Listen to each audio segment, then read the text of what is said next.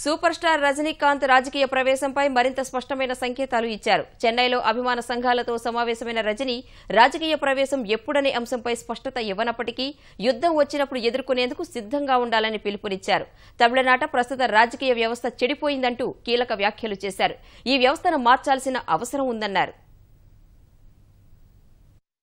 తమిళ super star Rajinikanth రాజకీయ ప్రవేశంపై ఓ నిర్ణయానికి వచ్చినట్టే కనిపిస్తోంది.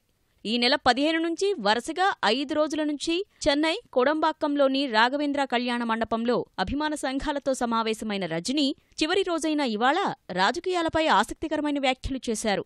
మొదటి రోజున తన రాజకీయ ప్రవేశాన్ని దేవుడే నిర్ణయిస్తాడన్న రజనీ తనను నటనకు మాత్రమే పరిమితం కావాలని కొందరు చేస్తున్న వ్యాఖ్యలకు దీటైన సమాధానం ఇచ్చారు. తమిళనాట సమర్థులైన రాజకీయ నాయకులు ఉన్నప్పటికీ రాజకీయ వ్యవస్థ చెడిపోయిందని, దాన్ని మార్చాల్సిన అవసరముందని వ్యాఖ్యానించారు. ఇదే సమయంలో యుద్ధం వస్తే పోరాడేందుకు సిద్ధంగా ఉండాలంటూ అభిమానులకు పిలుపునిచ్చారు. இருக்காங்க தேசிய கட்சிகள் எல்லாம் இருக்காங்க. பட் சிஸ்டம் கெட்டு போயிருக்கு, ஜனநாயகமே கெட்டு போயிருக்கு. அரசியல் பத்தி, ஜனநாயக பத்தி மக்களின் மன ஓட்டமே சேஞ்ச் ஆயிருக்கு. ஸோ சிஸ்டமை சேஞ்ச் பண்ணணும். ஜனங்களுடைய மன ரீதியை வச்சு சிந்தனை ஓட்டத்தை சேஞ்ச் பண்ணணும். ஒரு மாற்றத்தை உண்டாக்கணும்.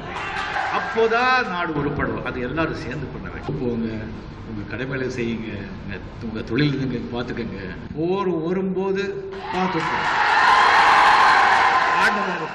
రజనీకాంత్ తమిళుడు కాదని, ఆయనకు తమిళ రాజకీయాల గురించి మాట్లాడే హక్కు లేదంటూ చేస్తున్న విమర్శలకు కూడా రజనీ ధీటైన సమాధానమిచ్చారు. తనను ఆదరించి ఈ స్థాయికి తీసుకొచ్చిన ప్రజల సంక్షేమం కోసం పాటుపడాల్సిన బాధ్యత తనపై ఉందని చెప్పారు.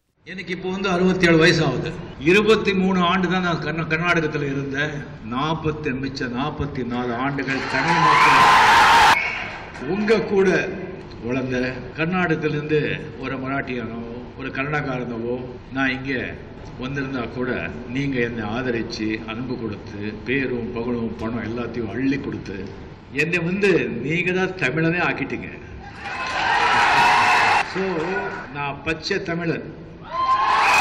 என்னை வாழ வைக்க தெய்வங்கள் நீங்க. என்னை வாழ வச்சிங்க, நான் நல்லா இருக்கேன். என்னை வாழ வச்ச தெய்வங்கள் நல்லா இருக்கக்கூடாதா? அப்படி நினைக்கிறதுல என்ன தப்பு இருக்குன்னு சொல்லி எனக்கு தெரியல. అటు యుద్ధం వస్తే సిద్ధంగా ఉండాలన్న రజనీ వ్యాఖ్యలు తాను రాజకీయ ప్రవేశానికి సిద్ధమవుతున్నారన్న విషయానికి సంకేతమేనని రాజకీయ పరిశీలకులు అంటున్నారు. ఈ దిశలో అభిమానులను సిద్ధం చేయడం కోసమే మళ్లీ వారితో సమావేశాలు మొదలు పెట్టారని వ్యాఖ్యానిస్తున్నారు.